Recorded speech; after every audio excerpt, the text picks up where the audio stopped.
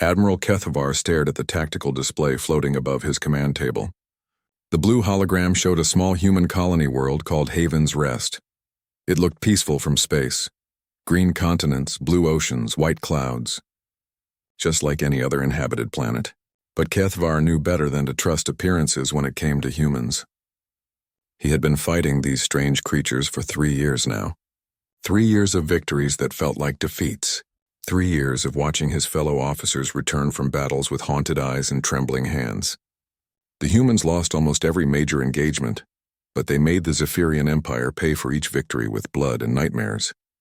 "Sir, the intelligence report is ready," said Commander Veltar, his tactical officer.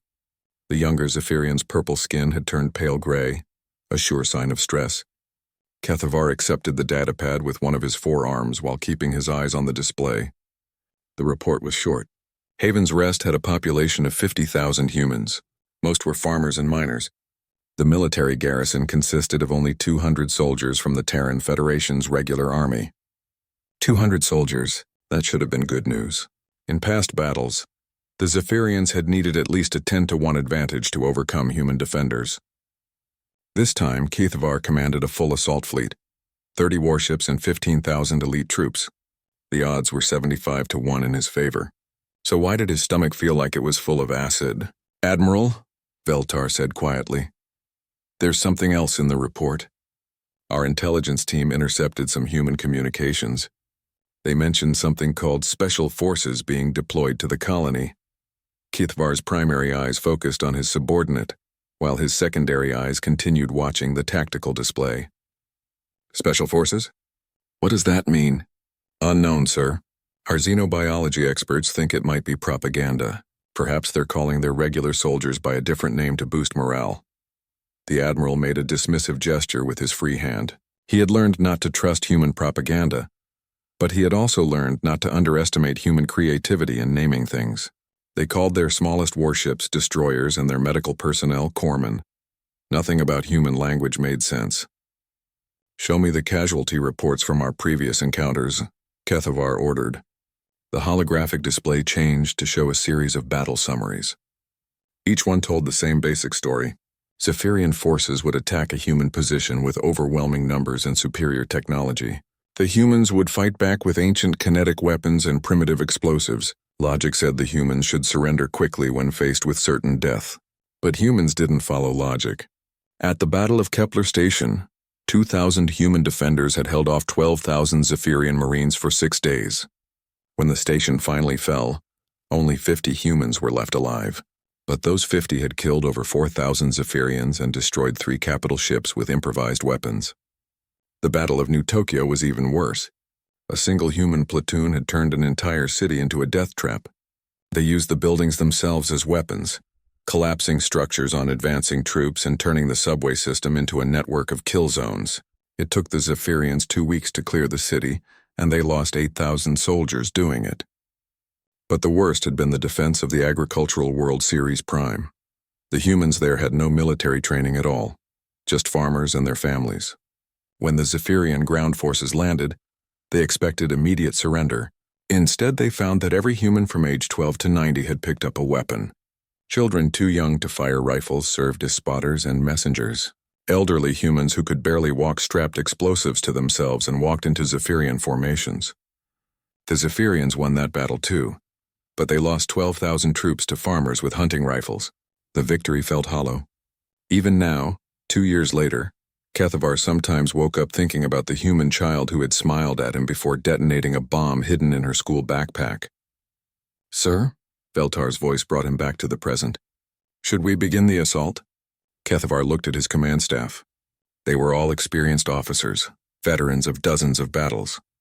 But their faces showed the same expression he felt in his own heart, a mixture of determination and dread that came with fighting humans. "What do we know about human military doctrine?" he asked his intelligence officer. Major Kindall, a thin Zephyrian with data implants covering half his skull, consulted his notes. "They seem to have no standard doctrine, sir. Each unit fights differently. Sometimes they use conventional tactics. Sometimes they fight like wild animals. Sometimes they appear to ignore tactical reality entirely." "Explain that last part." "Well, Sir, at the siege of Proxima Colony, a single human squad held a bridge against an entire battalion for 18 hours. According to our analysis, they should have been overrun in the first 5 minutes. They had no cover, limited ammunition, and no hope of reinforcement. But they kept fighting until every one of them was dead. Maybe they were following orders to hold at all costs. That's what we thought too, sir, but we captured their communications. Their commanding officer had ordered them to withdraw 3 hours into the battle. They refused the order and stayed. Kethavar felt his throat sacs tighten. This was what made humans so terrifying. Not their weapons or their technology, but their complete disregard for their own survival when fighting for something they believed in. There's more, sir, Jindal continued. During the battle, one of the humans was badly wounded. Instead of retreating for medical attention, he used his own blood to write a message on the bridge wall. What did it say? You shall not pass. We're still trying to understand what that means. The Admiral made another dismissive gesture, but his hearts were beating faster. Human behavior often seemed random, but there was usually a pattern underneath. The problem was that Zephyrian minds couldn't understand the pattern. It was like trying to predict the weather by studying individual raindrops. Sir, we're receiving a transmission from Haven's Rest, the communications officer announced. Put it on the main screen. The tactical display was replaced by the image of a human female. She appeared to be middle-aged with graying hair and tired eyes. She wore a simple civilian outfit, not a uniform. This is Governor Martha Chen of Haven's Rest Colony, the human said. Her voice was calm and steady. I assume you're here to demand our surrender. Kethavar stepped forward. I am Admiral Kethavar of the Zephyrian Imperial Fleet. You are correct. Surrender now and your people will be relocated peacefully. The human woman smiled. It was not a pleasant expression. Admiral, I have a question for you. How many of your people have died fighting humans? The question caught him off guard. That information is classified. I'll tell you anyway. According to our intelligence, the Zephyrian Empire has lost over 200,000 soldiers in battles with human forces. That's more than you lost in your last 3 major wars combined. Kethavar's secondary eyes darted toward his staff officers. How did the humans know their casualty figures? Governor Chen continued speaking.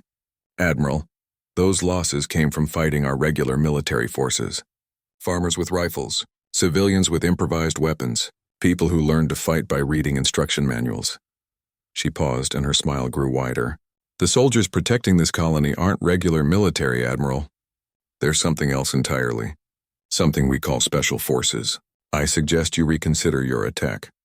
The transmission ended, leaving the command bridge in silence. Kethavar stared at the empty screen, feeling a familiar chill run through his body. It was the same feeling he got before every battle with humans, the certainty that nothing would go according to plan.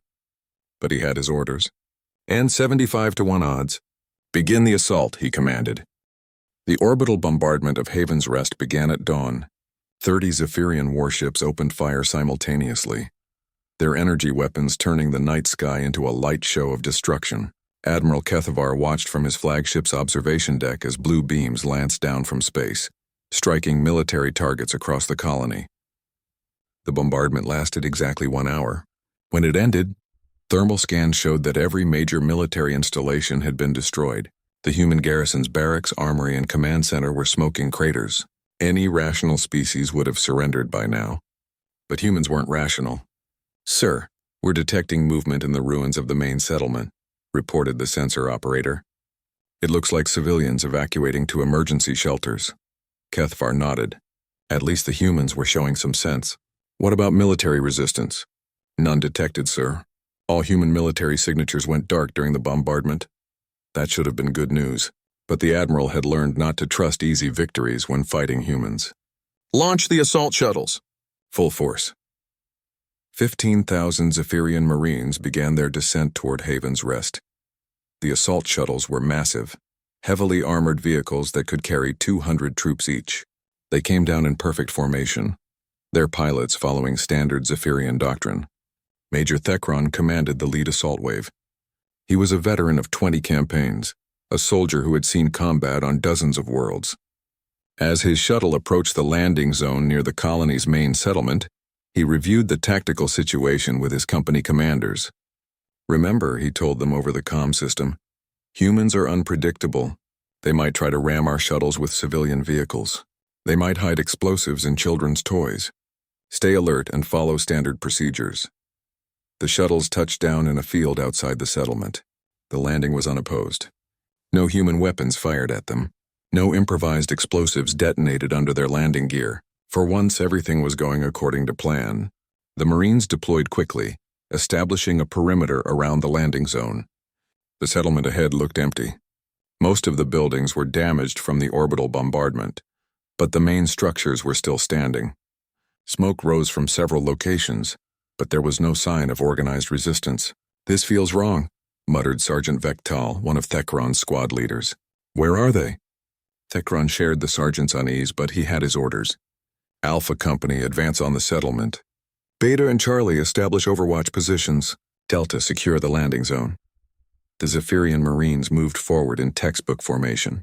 They used cover effectively, maintained proper spacing, and kept their weapons ready.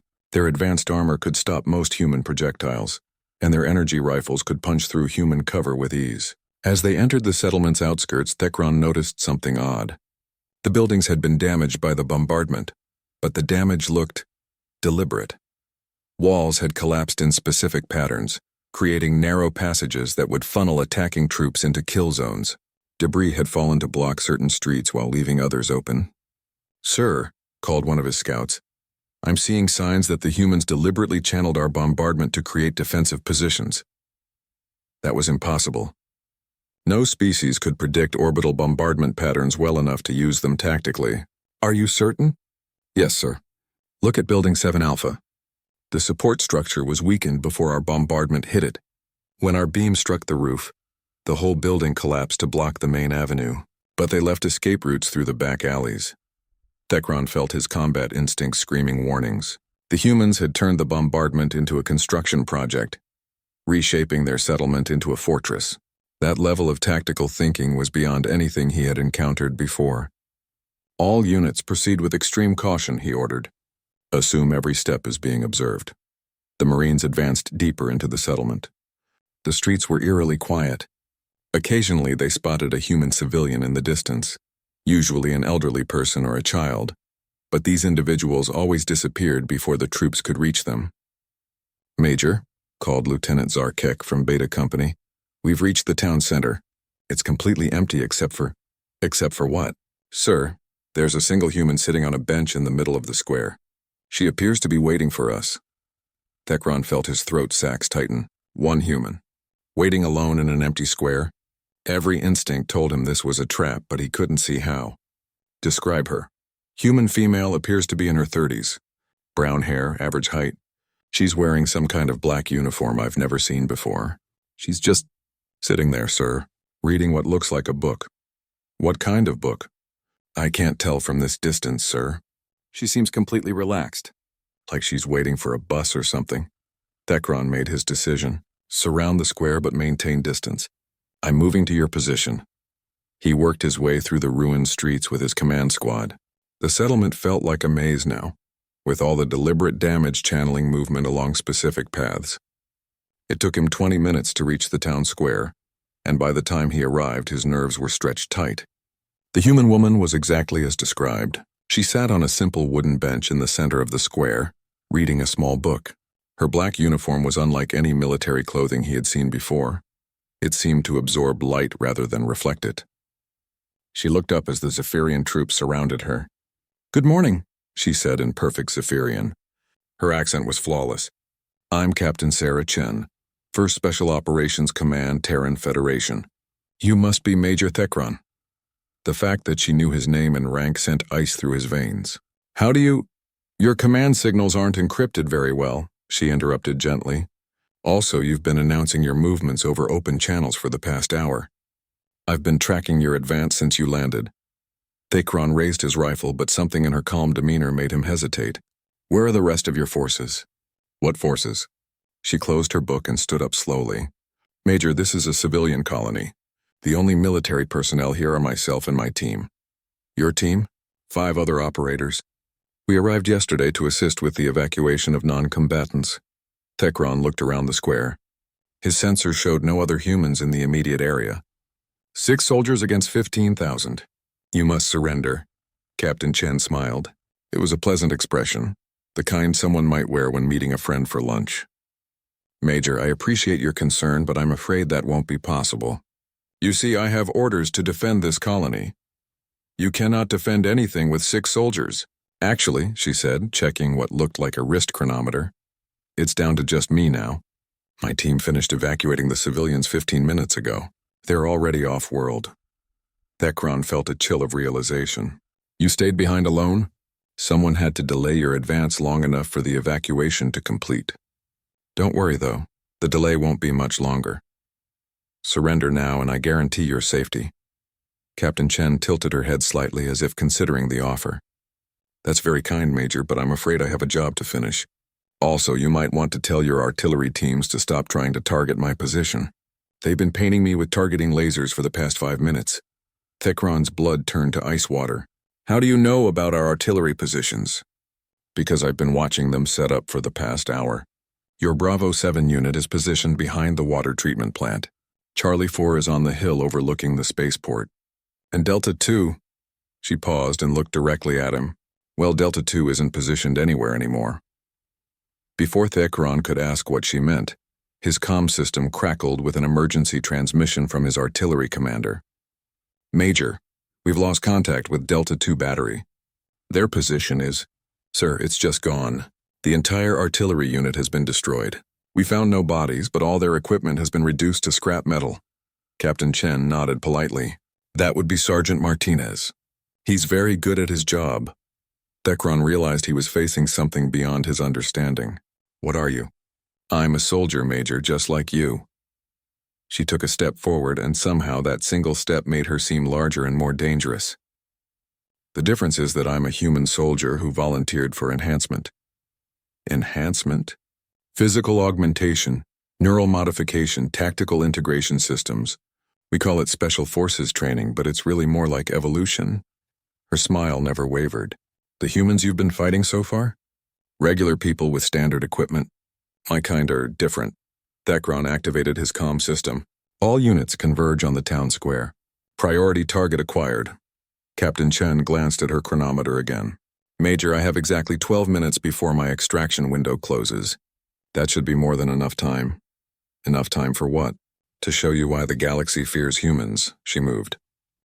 The emergency session of the Hegemony of Worlds convened in the Great Chamber on Nexus Prime. Representatives from 47 species sat in concentric circles, their various forms of communication creating a background hum of concern and fear. At the center of the chamber, a massive holographic display showed tactical reports from across human space. Ambassador Vorthak of the Crystalline Coalition raised one of his translucent arms. The chair recognizes the coalition representative. Thank you, Supreme Arbiter, Vorthak said, his voice resonating through crystal formations on his chest. I call the attention of this body to the reports from the Zephyrian front. In the past month alone, 14 separate engagements with human forces have resulted in unprecedented outcomes. The holographic display shifted to show a series of battle summaries. Each one told a similar story. Overwhelming. Alien forces meeting small human units and suffering catastrophic losses. These are not the humans we have been fighting for the past 5 years, continued Vorthak. Something has changed.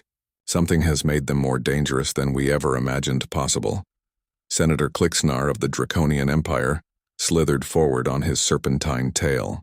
With respect to the honored coalition representative, the Draconians have analyzed these reports extensively. We believe the humans are simply deploying their elite units more frequently. Elite units? The voice belonged to Admiral Kethran of the Aquatic Confederation. Her gill slits fluttered with agitation. Senator, we lost an entire battle group to 6 humans at Kepler Station. 6. Our intelligence estimates suggest they eliminated over 3,000 Marines in a single day. The chamber erupted in various forms of alien discussion. Translation systems worked overtime to convert dozens of languages into coherent meaning. The Supreme Arbiter, an ancient being whose species had long ago transcended physical form, called for order.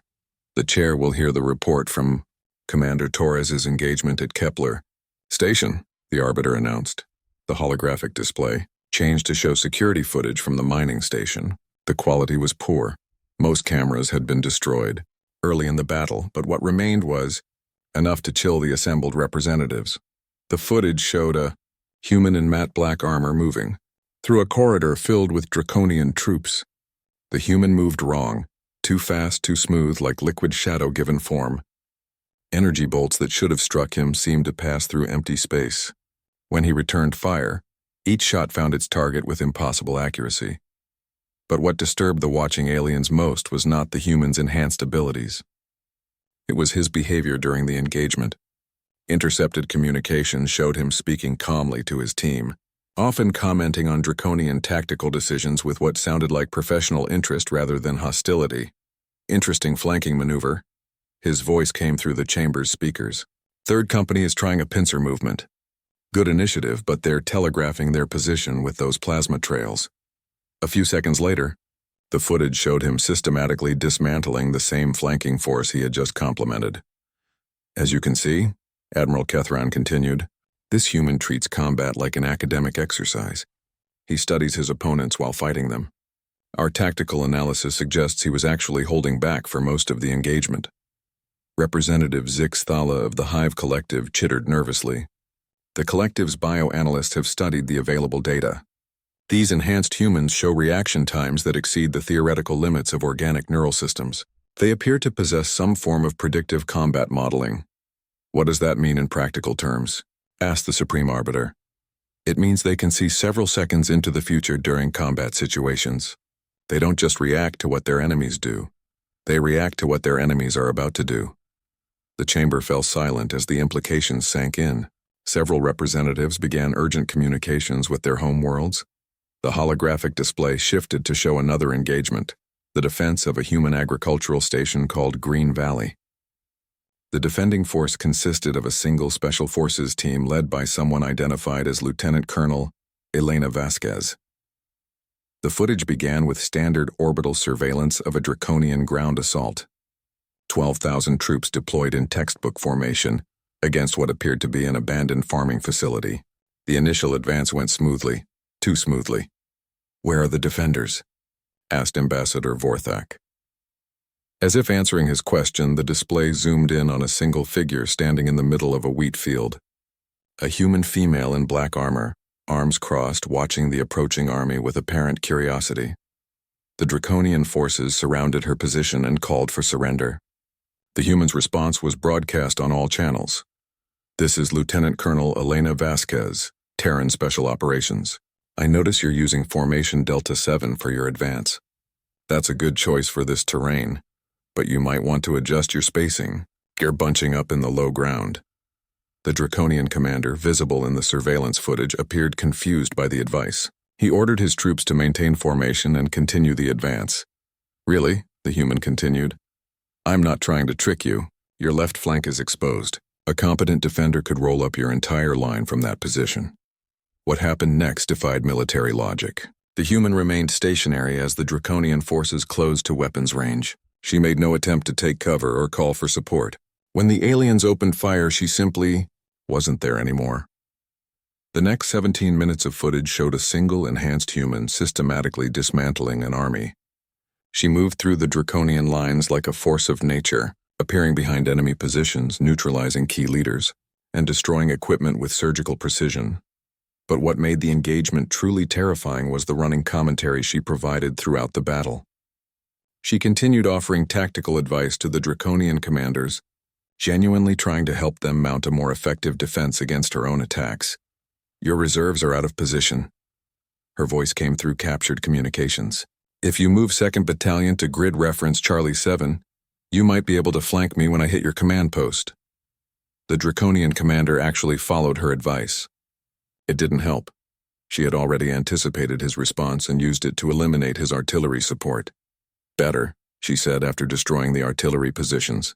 You're learning. Try to think 3 moves ahead instead of 2. By the end of the engagement, 11,000 draconian soldiers had surrendered to a single human. The surrender came not because they were defeated, but because their officers realized they were being used as training dummies in a tactical exercise they couldn't possibly win. Ambassador Vorthak turned to address the chamber. Honored representatives, I submit that we are no longer dealing with an enhanced version of the humans we know. These special forces appear to represent a fundamental change in human military capability. What are you suggesting? Asked Senator Klixnar.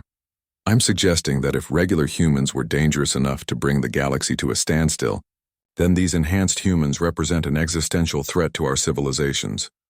The chamber erupted in chaos. Some representatives called for immediate military action. Others suggested diplomatic solutions. A few began discussing evacuation plans for their home worlds. The Supreme Arbiter called for order again. The chair recognizes the Terran Federation representative. A figure stepped forward from the observer section. A human female in a simple diplomatic uniform. Ambassador Patricia Santos approached the speaker's podium with calm confidence. Honored members of the hegemony, she began. The Terran Federation appreciates your concerns about our Special Forces program. I want to assure you that these enhanced soldiers are deployed strictly for defensive purposes. Defensive? Screeched Representative Zix Thala. They're systematically humiliating our finest military units. Only when those units attack human colonies, Ambassador Santos replied mildly. The Federation has no interest in conquering other worlds. We simply want to be left alone. And if we don't leave you alone? Asked Admiral Kethrin. The human ambassador's expression didn't change, but something in her demeanor shifted. For just a moment, the assembled representatives caught a glimpse of something that reminded them why they feared humans in the first place. Then you'll meet more of our special forces, she said quietly. And I assure you the ones you've encountered so far represent only a small fraction of our capabilities. She paused, looking around the chamber at representatives who commanded the most powerful military forces in the galaxy. We currently have 4,000 active Special Forces operatives. We are expanding the program. The chamber fell silent again, but this time the silence felt different. It felt like the quiet before a storm. The Federation looks forward to peaceful coexistence with all member species, Ambassador Santos concluded, but we will defend ourselves if necessary. As she returned to her seat, every representative in the chamber was making the same calculation. If 6 enhanced humans could destroy a battle group, what could 4,000 of them do to galactic civilization? None of them wanted to find out. Dr. Zinthari had spent her entire career studying warfare. As the hegemony's chief military analyst, she had dissected thousands of battles, analyzed countless tactical systems, and developed predictive models for military conflicts across the galaxy. She thought she understood violence in all its forms. Then she met Lieutenant Colonel Elena Vasquez.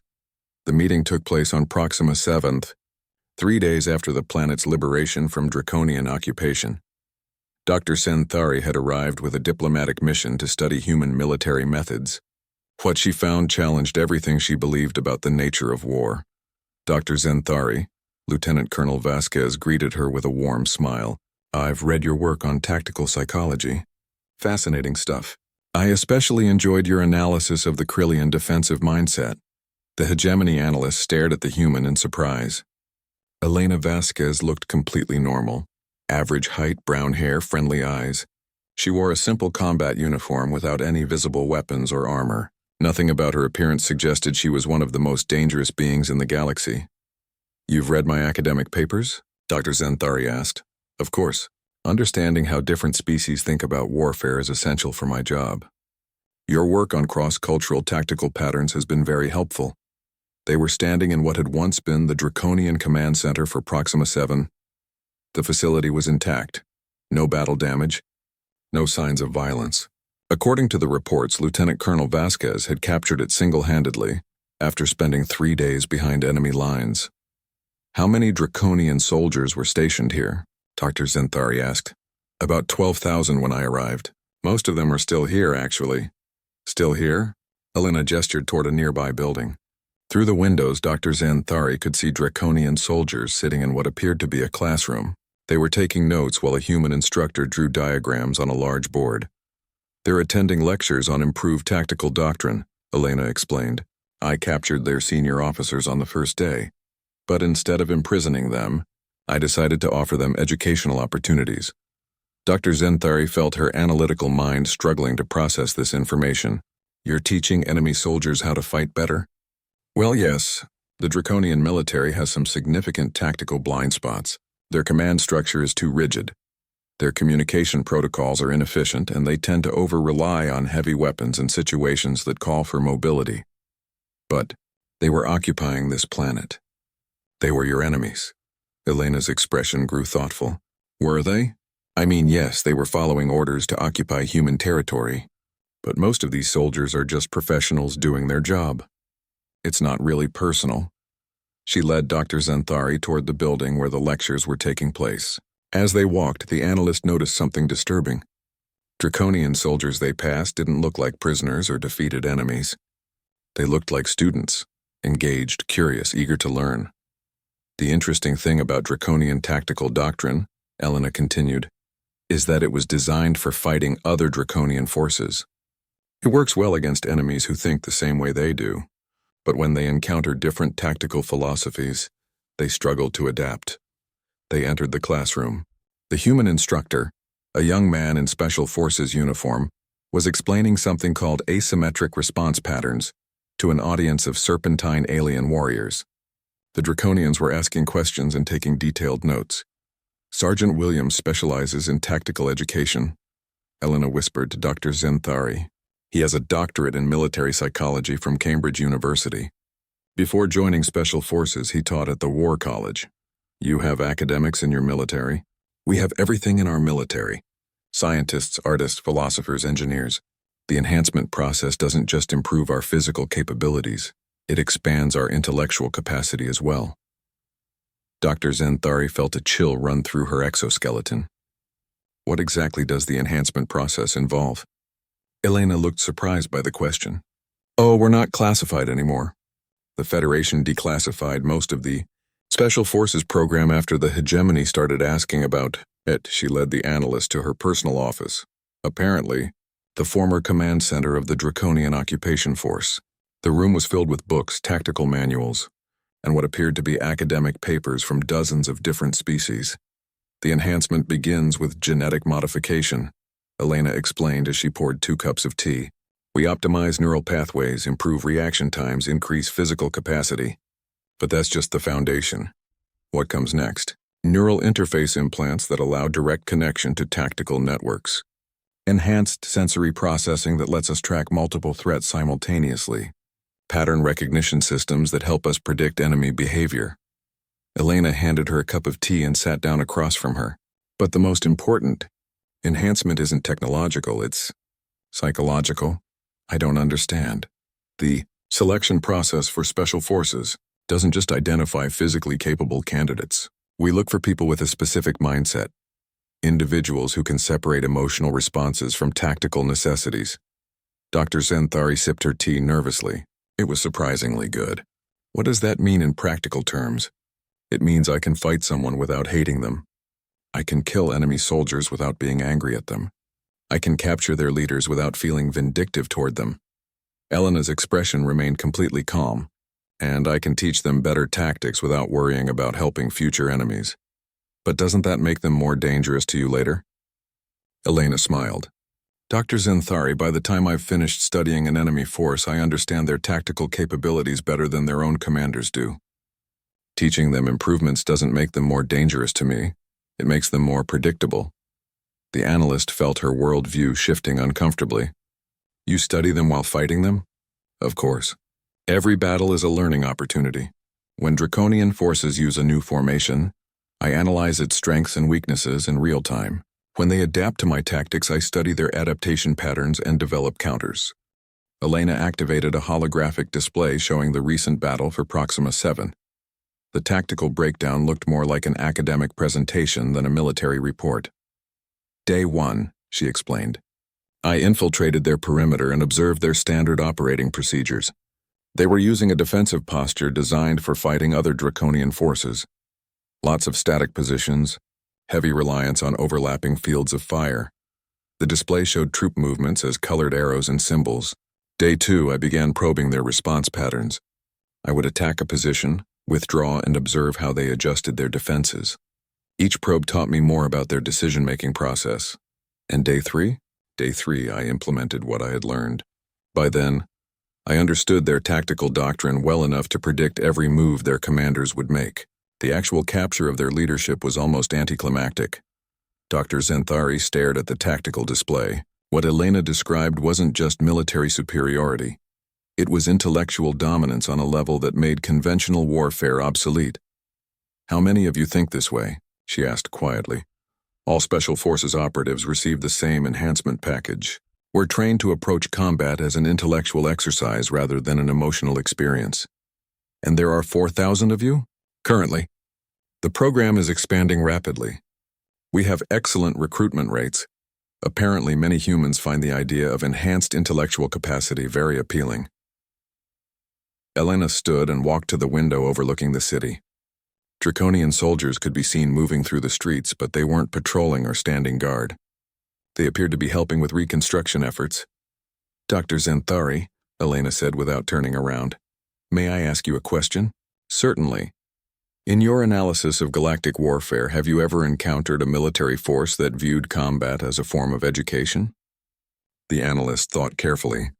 "No. Most species see warfare as either a necessity for survival or a means of achieving political objectives." "Exactly. But for Special Forces operatives, combat is primarily a learning experience. We fight to understand our opponents, not to destroy them." Elena turned back to face her. "That's why we're so effective. While our enemies are focused on winning or losing individual battles, we're focused on understanding the fundamental principles that govern all warfare. And what happens when you finish understanding those principles?" Elena's smile was pleasant and terrifying. "Then warfare becomes predictable. And when warfare becomes predictable, it stops being an effective tool for resolving conflicts." Dr. Zenthari realized she was looking at the end of military conflict as the galaxy had always known it, not because humans were too powerful to fight, but because they had evolved beyond the need to fight. They had turned warfare into science. "What does the Federation plan to do with this capability?" she asked. "Probably the same thing we've always done," Elena replied. "Defend our territory and hope everyone else leaves us alone. And if they don't?" Elena's expression didn't change, but something shifted in her eyes. For just a moment, Dr. Zenthari caught a glimpse of the vast intelligence behind the pleasant human facade. "Then we'll teach them why that's not a good idea." The Treaty Hall on Centauri Prime was the largest diplomatic facility in known space. Built to accommodate the diverse needs of 47 different species, it featured atmospheric controls, gravity adjusters, and communication systems that could handle everything from telepathic broadcasts to chemical scent marking. Today, it was filled to capacity. Representatives from every major galactic power sat in their designated sections, all facing the central negotiation platform where the future of interstellar relations would be decided. Ambassador Patricia Santos walked to the human delegation's table with unhurried confidence. She carried a simple briefcase and wore the dark blue uniform of the Terran Federation's diplomatic corps. To most observers, she looked like any other government bureaucrat preparing for another tedious round of negotiations. They had no idea they were looking at one of the most dangerous beings in the galaxy. General Patricia Wong, Director of Special Operations Command, had volunteered for diplomatic duty when the hegemony requested these talks. Her official cover as Ambassador Santos was technically accurate. She did hold diplomatic credentials. She simply had other qualifications as well. "The hegemony of worlds recognizes the Terran Federation delegation," announced Supreme Arbiter Kathvash. "Ambassador Santos, please state your position regarding the proposed territorial agreements." Patricia stood and activated her translator unit. "Thank you, Supreme Arbiter. The Terran Federation appreciates the opportunity to discuss peaceful coexistence with our galactic neighbors." She opened her briefcase and retrieved a single sheet of paper. "Our position is simple. We want to be left alone. In exchange for non-interference in human affairs, we offer a guarantee that Special Forces personnel will only be deployed in defensive operations." Senator Klixnar of the Draconian Empire raised himself on his serpentine coils. "Ambassador Santos, the Draconian military has analyzed your recent engagements. Your Special Forces operatives appear to treat our finest warriors as training exercises. This is unacceptable." Patricia nodded sympathetically. "Senator, I understand your concern. However, our operatives are instructed to minimize casualties whenever possible. The educational approach you've observed is actually a form of mercy." "Mercy?" Ambassador Vorthak of the Crystalline Coalition resonated with indignation.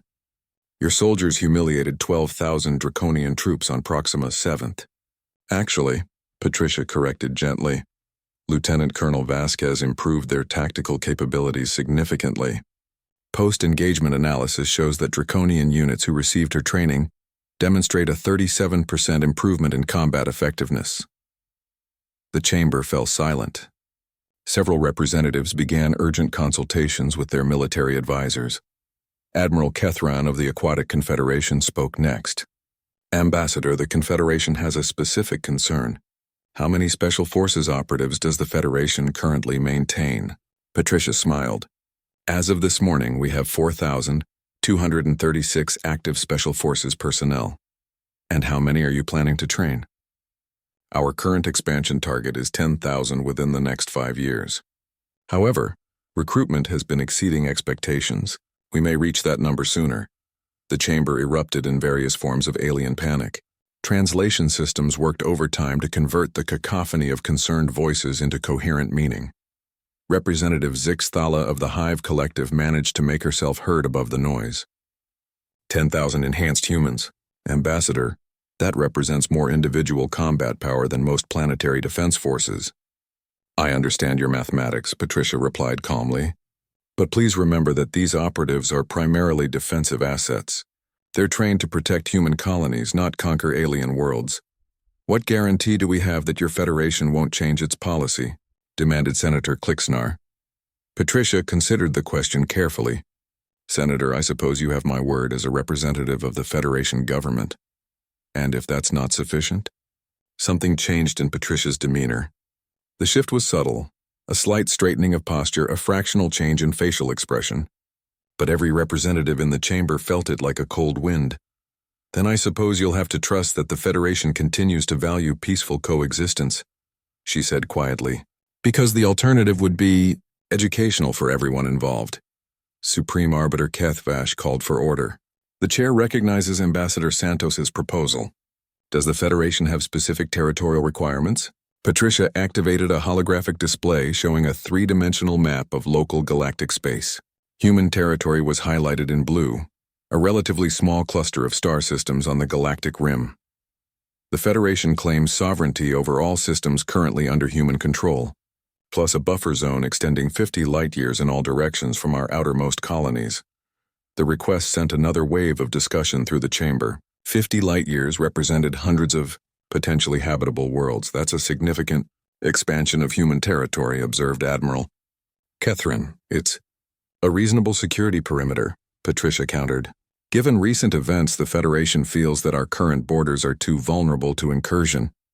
Ambassador Vorthak's crystal formations flickered with agitation. And if we refuse this territorial claim? Patricia's expression remained pleasant.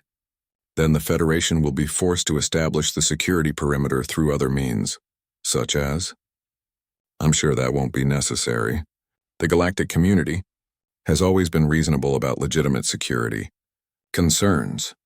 She paused and looked around the chamber at representatives who commanded vast fleets and controlled hundreds of worlds. Of course, if anyone does feel the need to test our defensive capabilities, I should mention that we've made some recent improvements to our training programs.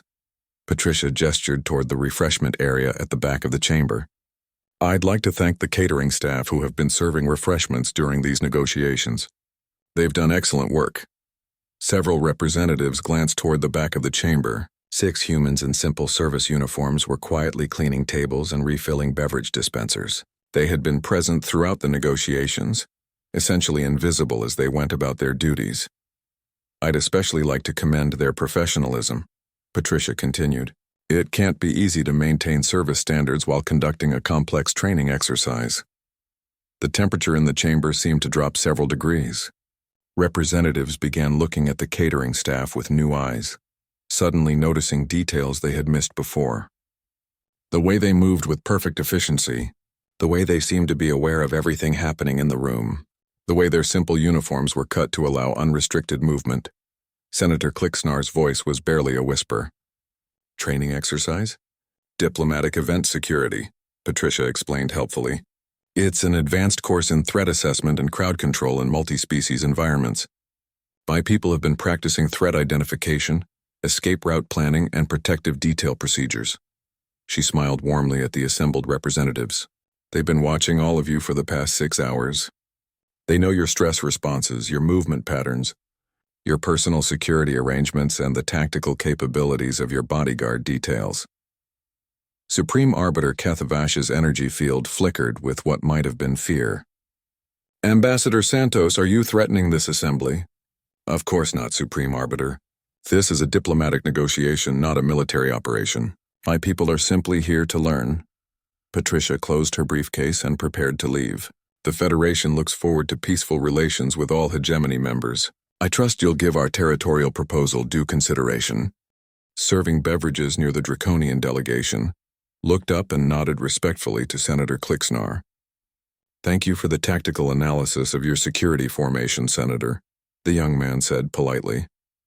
The weaknesses in your left flank coverage were very educational. Senator Clicksnar stared at the human in horror. His security formation was classified information, known only to his personal bodyguards. Patricia paused at the chamber entrance. Oh, I almost forgot. The Federation has prepared a small gift for the hegemony, a comprehensive tactical analysis of this facility's security systems. We found several areas that could use improvement. She placed a data pad on the reception desk. The report includes suggested upgrades to your sensor networks, recommendations for better guard positioning, and some thoughts on how to prevent unauthorized access to classified communications. How do you know about our security systems? Demanded Admiral Catherine.